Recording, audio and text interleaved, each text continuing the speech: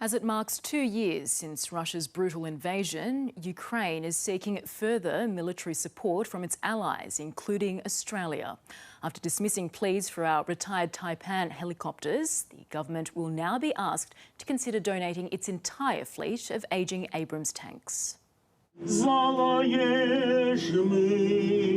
From one capital city to another, Australians and Ukrainians joined together to mark the anniversary of the war.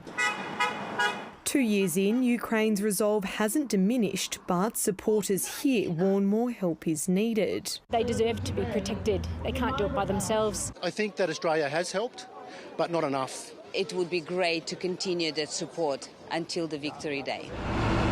As Russia continues to advance, the West's resolve is faltering. At this stage, Ukraine needs more than aircraft, air defence systems, artillery, shells. The ABC has learnt Ukraine is finalising a formal request to ask Australia for its fleet of Abrams tanks, all 59 due to be retired next year. We will certainly negotiate that. If there will be a possibility for that donation, we'll be extremely grateful. Overnight, Ukraine's armed forces issued footage showing Abrams tanks gifted by the United States being put to use.